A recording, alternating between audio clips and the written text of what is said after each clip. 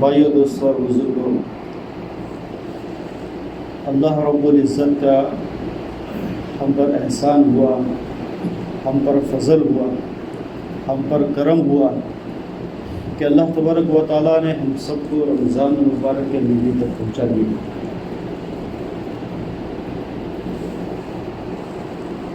رمضان المبارک کا مہینہ اللہ تبارک و تعالیٰ کے نزدیک بہت ہی زیادہ پسندیدہ مہینہ ہے،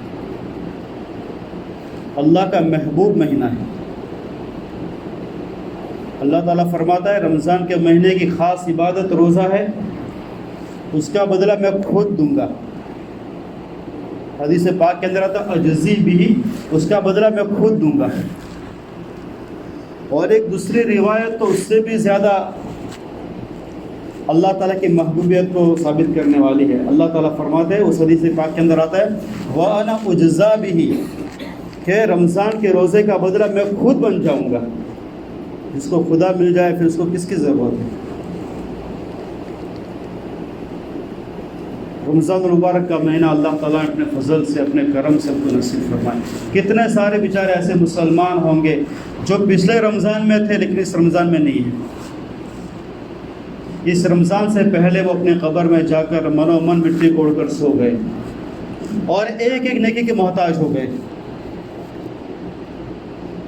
اور اللہ تعالیٰ نے اپنے فضل سے ہم کو زندگی نصیب فرمائی، ہم کو رجب کا مہینہ دیا، شعبان کا مہینہ دیا، اور اللہ نے ہم کو رمضان تک پہنچا دیا۔ رمضان کا مہینہ بھائی دوستو بزرگوں رحمتوں کی بارش کا مہینہ ہے۔ رمضان کا مہینہ آتا ہے رحمتوں کی بارش کو لے کر آتا ہے، مغفرت کا سیلاب اس کے اندر بہتا ہے، اور اللہ تعالیٰ کی جانب سے جہنم کے خلاصی کا پروانہ سنایا جاتا ہے۔ جس نے ذرا برابر بھی رمضان کے مہینے کی قدر کی، اس کے روزے رکھ لیے، تراویح کو پڑھ لیا، یہ اس کی اصل عبادت ہے، وہ کر لی، اور اتنی بھی قدر کر لی، اللہ تبارک و تعالیٰ پروانہ سناتا ہے عید کے دن کہ تم اس طریقے سے عیدگاہ کی طرف جاؤ کہ تمہارے گناہ معاف کر دیے گئے ہیں، اور آج تم ایسے پاک ہو گناہوں سے جیسے کہ تم ماں کے پیٹ سے پیدا ہوئے تھے۔ اتنی رحمتوں کو لے کر، اتنی مغفرتوں کو لے کر رمضان کا مہینہ ہمارے پاس آتا ہے۔ رمضان کے مہینے کا تو اللہ تعالیٰ خود اہتمام فرماتا ہے۔ جب رمضان کا چاند نظر آ جاتا ہے، اللہ تبارک و تعالیٰ سرکش شیاطین کو بیڑیاں لگا کر، زنجیروں میں جکڑ کر سمندروں کے اندر ڈال دیتا ہے تاکہ میرے نبی کی امت کے روزوں کو خراب نہ کرے۔ اللہ کی جانب سے اہتمام ہوتا ہے۔ سرکش جنوں کو بھی اللہ تعالیٰ قید کر دیتا ہے، اور اللہ تبارک و تعالیٰ جنت کے سارے دروازے کھول دیتا ہے، جنت کے سارے دروازے کھول دیتا ہے، اور پورے رمضان تک ایک بھی دروازہ بند نہیں ہوتا ہے، اور جہنم کے دروازوں کو اللہ تعالیٰ بند کر دیتا ہے، اور جہنم کا ایک بھی دروازہ رمضان کے اندر کھولا نہیں جاتا ہے۔ یہ اہتمام تو اللہ کی جانب سے ہوتا ہے، اور ایک ندا کرنے والا ندا کرتا ہے، پکارنے والا پکارتا ہے، اے نیکی کے طالب، اے نیکی کرنے والے اٹھ کھڑا ہو جا، اے نیکی کرنے کا زمانہ ہے، اے بدی کرنے والے، اے گناہ کرنے والے رک جا رک جا، یہ توبہ کرنے کا زمانہ ہے، یہ گناہ کرنے کا زمانہ نہیں ہے۔ تو اے نیکی کرنے والے، اے نیکی کے طالب اٹھ اور خوب نیکی کر، خوب تھک اس کے پیچھے، تھکان ختم ہو جائے گی، نیکیاں باقی رہ جائے گی۔ رمضان کے مہینے کی نیکیاں ایک نفل فرض کے برابر، اور فرض کیا چیز ہے کہ اگر کسی انسان کی ایک فرض نماز چھوٹ جائے پھر اس کے بدلے کے اندر وہ پوری زندگی نماز پڑھے اتنا ثواب نہیں پا سکتا ہے۔ رمضان کا ایک روزہ انسان چھوڑ دے، اس کو ایک روزے پر جو اللہ تعالیٰ ثواب دیتا ہے، اور جو اللہ تعالیٰ رمضان کے روزے پر خوش ہوتا ہے، انسان پوری زندگی کے روزے رکھے اللہ تعالیٰ اتنا خوش نہیں ہوگا، اتنا ثواب نہیں دے گا۔ یہ فرض کا بدلہ ہے۔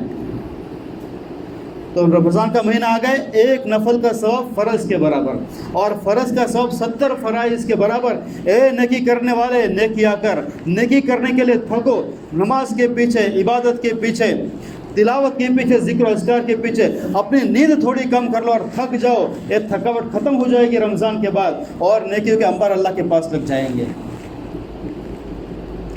اور جس رمضان کے اندر گناہ کر لے، نعوذ باللہ من ذالک۔ کتنے افسوس کی بات ہے جس رمضان کے مہینے کی بھی ناقدری کر لے اور اس کے روزوں کو تار تار کر لے، اس کے روزوں کو چھوڑ دے، اس کی تراویح کو چھوڑ دے اور رمضان کا مہینہ سونے میں اور اسی طریقے سے فالتو کام میں لگا دے۔ جبریل امین کی بد دعا ہے، ہلاک ہو جائے وہ شخص جس کے اوپر سے رمضان کا مہینہ گزر جائے اور وہ رمضان کی قدر نہ کرے۔ اور آمین کہنے والے میرا اور آپ کے جیسے گنہگار نہیں ہے۔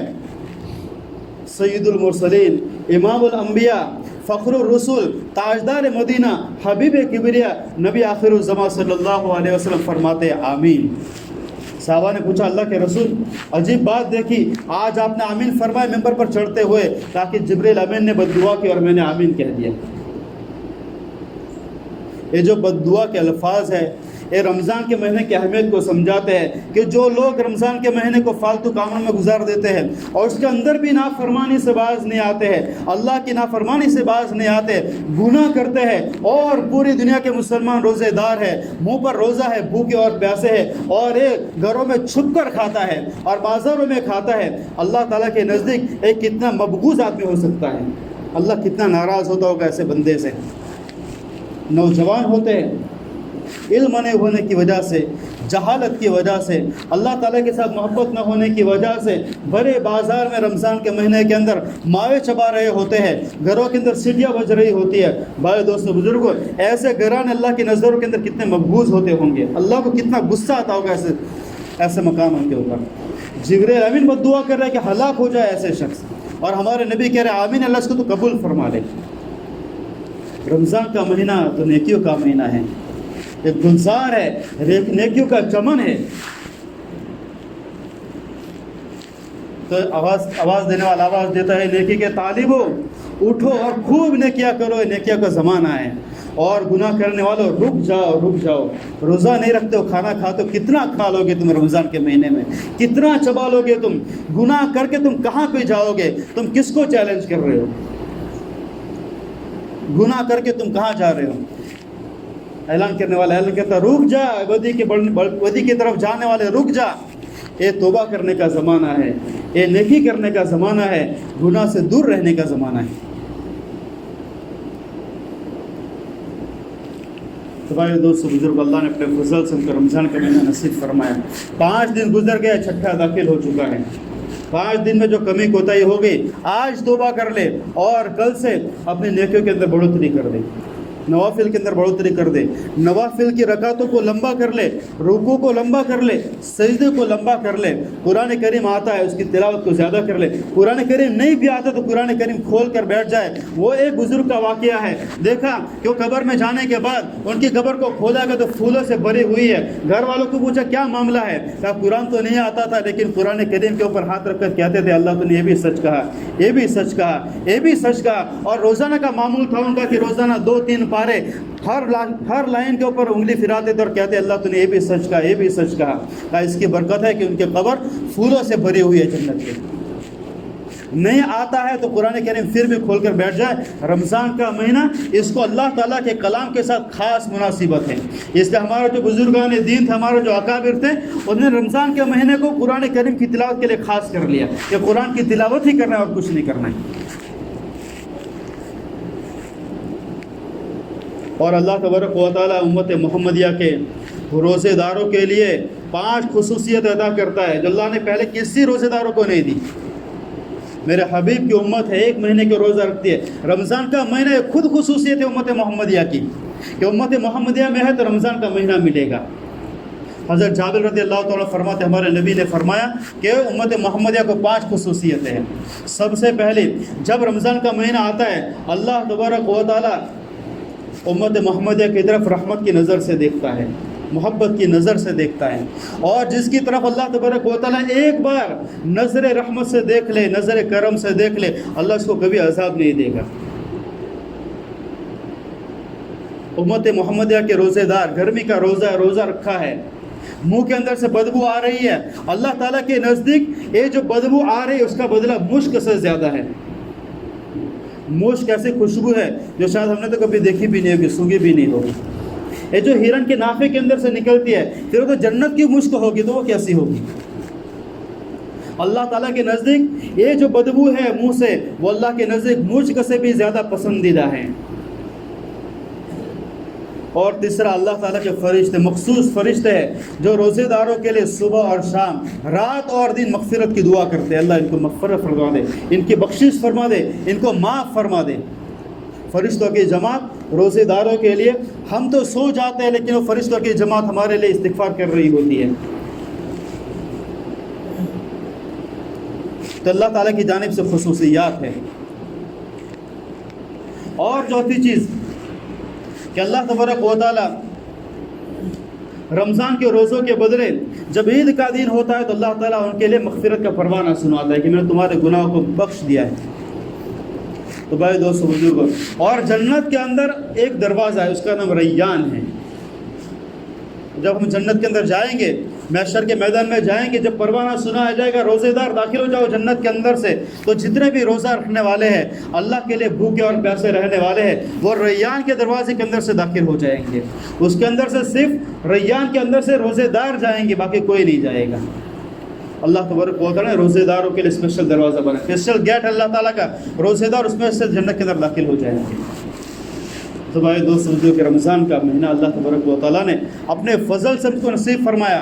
کتنی فضیلت رمضان کے مہینے کی ہمارے نبی صلی اللہ علیہ وسلم نے بیان فرمائی اور اللہ تعالیٰ نے بیان فرمائی کہ رمضان کا مہینے کے روزے میں نے تم پر فرض فرمائے۔ اور اللہ تعالیٰ نے خطاب کیا فرمایا، اے ایمان والے لوگوں، اگر تم میری بات کو ماننے والے ہو، اگر تم میری ماننے والے ہو، اگر مجھ پر ایمان لاتے ہو تو میں تم پر ایک فرض کرتا ہوں، اور وہ یہ ہے کہ جب تم پر رمضان کا مہینہ آئے تو اس کے روزے رکھو۔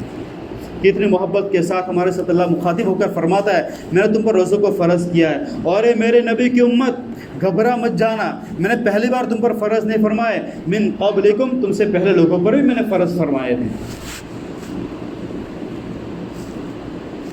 تو اللہ کے نبی صلی اللہ علیہ وسلم نے بڑی فضیلتوں کو بیان فرمایا، رمضان کے مہینے کی فضیلتوں کو۔ اللہ تعالیٰ نے قرآن کریم میں رمضان کے مہینے کی فضیلت کو بیان فرمایا۔ قدردانوں کے لیے یہ اللہ تعالیٰ کے احکامات اور نبی صلی اللہ علیہ وسلم کے احکامات یہ مر مٹنے کے لیے کافی ہے۔ یہ وہ مہینہ ہے جس کے اندر اللہ تعالیٰ نے شب قدر کو رکھا ہے۔ شب قدر 1000 مہینوں سے بہتر راتیں ہیں۔ یہ وہ مہینہ ہے جس کے اندر ہمارے نبی صلی اللہ علیہ وسلم نے کبھی 20 دن کا اعتکاف فرمایا، کبھی 10 دن کا اعتکاف فرمایا۔ پوچھا کہ آپ اعتکاف کیوں فرماتے ہیں؟ فرمایا کہ میں اللہ کے در پر بڑھ جاتا ہوں تاکہ جو مجھے منوانا اللہ تعالیٰ سے وہ مانگ لو اللہ تعالیٰ کے پاس۔ اور رمضان کے مہینے میں اللہ تبارک و تعالیٰ کی جانب سے اعلانات ہوتے ہیں،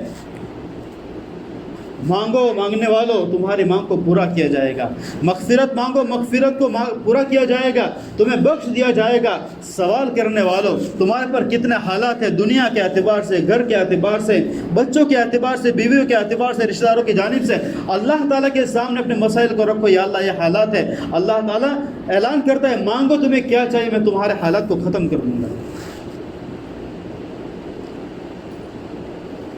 تو بھائی دوست سمجھو کہ رمضان کا مہینہ، اس کی سحری اور افطاری کتنی عظیم الشان چیزیں ہیں۔ بھائی دوست بزرگوں، افطار کے وقت کے اندر دسترخوان سجا ہوا ہے، ساری چیزیں کھانے پینے کی ساری چیزیں رکھی ہوئی ہے، گرم رکھی ہوئی ہے، ٹھنڈی رکھی ہوئی ہے، تیکھی رکھی ہوئی، میٹھی رکھی ہوئی ہے، ساری چیزیں رکھی ہوئی ہے، اور انسان انتظار کر رہا ہے، میرا رب بولے گا تو کھاؤں گا، میرا رب نہیں بولے گا تو نہیں کھاؤں گا۔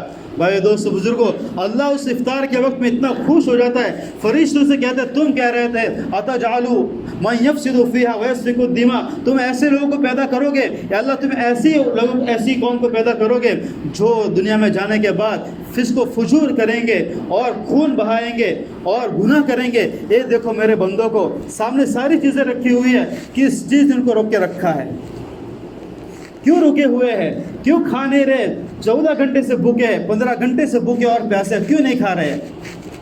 فرشتے کہتے باری تعالیٰ یہ آپ کی محبت میں اور آپ کے خوف کی وجہ سے آپ کے حکم کا انتظار کر رہے۔ اللہ تعالیٰ فرماتا ہے تم گواہ رہو، میں نے ان میں سے کروڑوں کی مغفرت فرما دی۔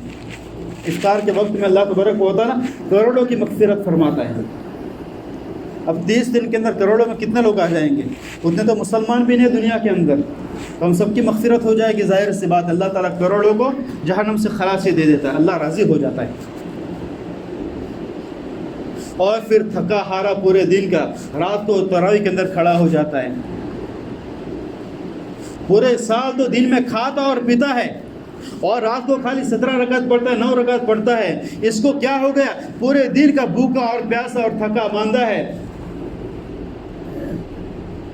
سونے کو دل چاہتا ہے، صبح سحری سے اٹھ گیا ہے، سونے کو دل چاہتا ہے. اس نے کس کو مسجد کی پہلی صفوں میں کھڑا کر دیا ہے جو 1.5 گھنٹے کی، 1.25 گھنٹے کی، 1 گھنٹے کی نماز سے پڑھ رہے ہیں. بھائی دوستو بزرگ، مسلمانوں کے قدردان لوگ ہیں، امت محمدیہ کے قدردان لوگ ہیں جو رمضان کے مہینے کی قدر کرتے ہیں. اللہ تبارک و تعالیٰ تراویح کے ایک ایک سجدے کے بدلے کے اندر جنت کے اندر محل تعمیر کرتا ہے، اور وہ محل اتنا بڑا ہوتا ہے کہ اس کے 70,000 تو خالی دروازے ہوتے ہیں.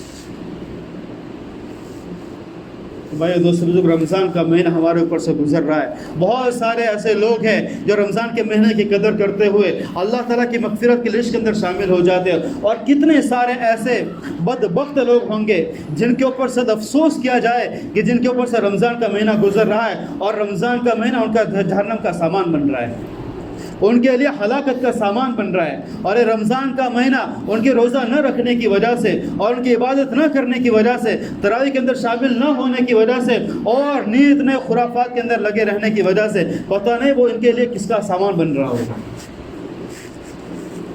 تو بھائی دوستو بزرگ، 6 دن، 6ٹھا دن گزر رہا ہے. آج تک اگر کسی سے کوتاہی ہو گئی ہے، اللہ تعالیٰ سے رو رو کر گڑ گڑا کر توبہ کر لے، اور باقی جتنے 23 اور 24 دن باقی رہ گئے اس کی قدردانی کر لیں بشاشت کے ساتھ. اللہ تعالیٰ کا حکم سمجھ کر من صام رمضان ایمانا واحتسابا غفر له ما تقدم من ذنبه وما تاخر. جس نے رمضان کے مہینے کے روزے بشاشت کے ساتھ، ایمان کے ساتھ، احتساب کے ساتھ رکھے، اللہ اس کے پچھلے گناہ کو معاف کر دے گا، اگلے گناہ کو بھی معاف کر دے گا.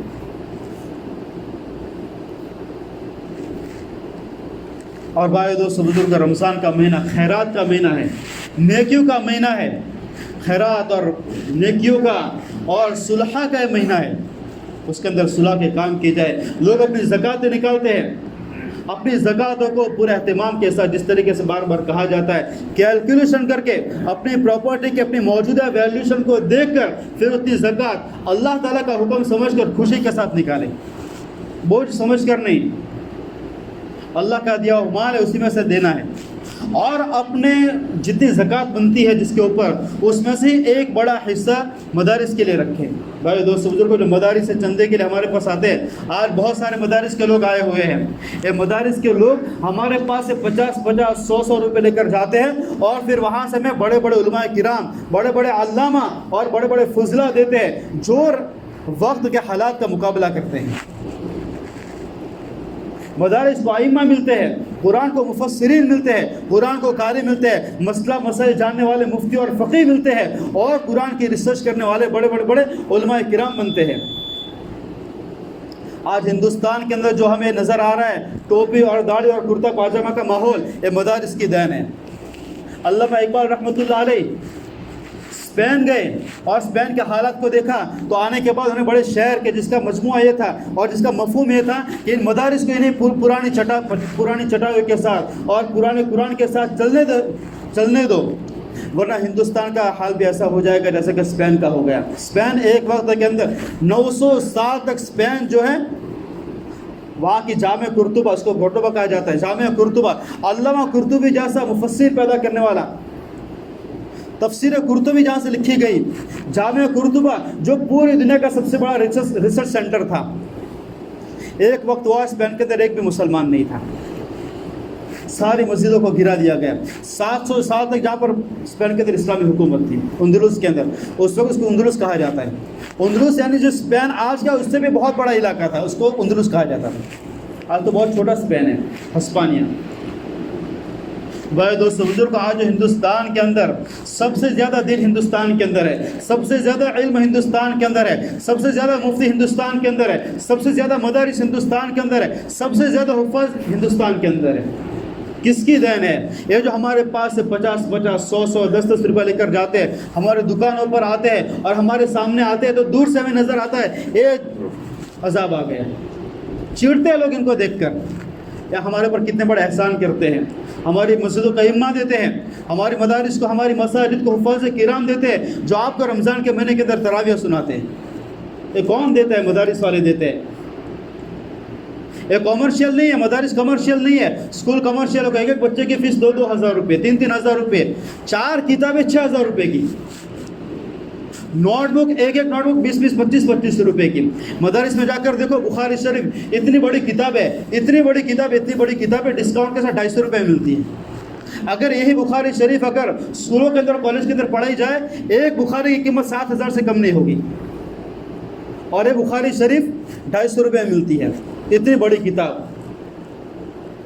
جتنی دور حدیث کی کتابیں آتی ہے، بخاری شریف ہے، مسلم شریف ہے، ترمذی شریف ہے، اتنا بڑا سیٹ ہو جاتا ہے. اتنا بڑا اور اتنا بڑا. اگر اسکولوں کے اندر کہیں سیٹ لینے کے لیے جاؤ گے کم سے کم 25,000 روپے ہوگا، اور مدارس والے 4,000 روپے میں دیتے ہیں. تو بھائی دوست بزرگ، اتنا سستا کیوں ملتا ہے؟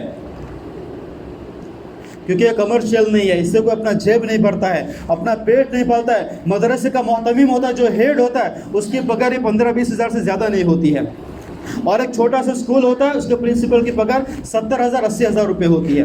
یہ لوگ ہمارے پاس سے پیسہ لے کر جاتے ہیں، بچوں کے پیچھے خرچہ کرتے ہیں، علماء کرام کے پیچھے خرچہ کرتے ہیں، ان کے لیے مدارس تعمیر کرتے ہیں، اور صبح شام اللہ نے فرمایا، اللہ کے رسول نے فرمایا، اللہ نے فرمایا، اللہ کے رسول نے فرمایا، اس طرح کی صدائیں گونجتی ہے. اس کی برکات ہندوستان کے اندر داڑھی ہے، ٹوپی ہے، اذان ہے، نماز ہے، اور مساجد اور مدارس اور مکاتب ہے جن کے قدر کی جائے. اپنے پاس جتنا زکوٰۃ کا پیسہ ہے اس کے اندر سے ایک بڑا حصہ مدارس کے لیے رکھے، اور جتنے مدارس ہیں اس کی تحقیق کرے آپ کے مدرسے کا خرچہ کتنا ہے. اور واپی کی تصدیق ہوتی ہے، واپی کی تصدیق آپ دیکھیں، اس کے اندر پورا لکھا ہوتا ہے بچے 250 ہے اور خرچہ 40 لاکھ روپے ہے اور اتنے اساتذہ ہے. اس کے اعتبار سے ہر مدرسے کو اس کی حیثیت کے اعتبار سے اس کو زکوٰۃ دے. ہمارے یہاں پر کیا ہوتا ہے، ایک کنتھارے کا ایک آتا ہے، عقل کو کا سفیر آتا ہے، جس کا خرچہ 70 کروڑ روپیہ ہے. ایک مہینے کا کتنا ہوا؟ 5-6 کروڑ روپے ہو گیا. کہاں سے پورا ہوتا ہوگا؟ اللہ پورا کرتا ہے. تو اس کا خرچہ 70 کروڑ روپے ہے. اور ایک دوسرا سفیر ہے جہاں پر بچے 50 ہے، اس کا خرچہ 7 لاکھ روپیہ ہے. ہم اس کو بھی 50 دیتے، اس کو بھی 50 دیتے ہیں. اس کو مہینے کا 5 کروڑ چاہیے، اس میں تمہارا 50 کیا آئے گا؟ تو ہر مدرسے کو اس کی حیثیت کے اعتبار سے، اس کے خرچے کے اعتبار سے، اس کا جتنا ایکسپینس اس کے اعتبار سے اس کو زکوٰۃ دی جائے، اور اس کا جو زیادہ سے زیادہ تعاون کیا جائے. تو مدارس کو دیکھ کے اس کے اعتبار سے ان کا تعاون کریں. آج بہت سارے سفرائے، آپ لوگوں سے گزارش ہے دل کھول کر ان مدارس والوں کے جو ہے تعاون کریں، امداد کریں. بہت سارے لوگ ایسے بھی ہوتے ہیں اپنے فیکٹریوں پر، جتنے بھی مدارس کے لوگ آتے ہیں فیکٹریوں پر بلاتے ہیں، وہاں پر آتے ہیں، تو ان کو کیا کرتے ہیں، ہر سفیر کو ایک ٹوپی دیتے ہیں، ایک مسواک دیتے ہیں، اور کھجور دیتے ہیں، اور عطر دیتے ہیں تعظیم کے ساتھ. ایک تو مدرسے کو چندہ دے رہے ہیں، اور جو بیچارہ دھوپ کے اندر چل کر ہمارے فیکٹری پر پہنچ رہا ہے اس کو بٹھاتے ہیں. چندہ تو دیتے ہیں اور گمان سے زیادہ دیتے ہیں. ایسے لوگ بھی ہیں. ہمارے عمر گاؤں کی بات کر رہا ہوں میں، ان کے پاس بہت سارے لوگ کو لے کر میں نے گمان کیا کہ آپ کا مدرسہ انشاءاللہ بات کروں گا 2,000 آپ کو دے دیں گے. وہ 4,000 بندہ دیتا ہے. میں سوچتا ہوں 250 دیں گے تو 5,000 دیتا ہے. میں سوچتا ہوں 5,000 دیں گے، بڑا مدرسہ کنتھاریا کا لے کر کے اس بندے نے 10,000 روپیہ دیا، جو گمان سے ڈبل دیتا ہے. ایسے لوگ ہمارے عمر گاؤں کے اندر ہیں. اور ہر سفیر کو ایک ٹوپی دیتے ہیں، ایک مسواک دیتے ہیں، ایک عطر دیتے ہیں. اتنی تعظیم کے ساتھ دبائے دوستوں بزرگ کو پھر اس طریقے سے علماء کرام خوش ہو کر جاتے ہیں، ان کے لیے دعائیں کرتے ہیں، تو پھر اللہ تبارک و تعالیٰ ان کی روزی کے اندر دین دگنی رات چوگنی ترقیاں نصیب فرماتا ہے. تو اس طریقے سے آپ لوگوں سے گزارش ہے تم رمضان کا مہینہ خوب عبادت بھی کریں، اور اپنا مالی خرچہ بھی اللہ کے راستے کے اندر خوب لٹا کر کرنے کی کوشش کریں. اللہ مجھے آپ کو کہنے سننے سے زیادہ عمل کی توفیق نصیب فرمائے. وآخر دعوانا الحمدللہ رب العالمین.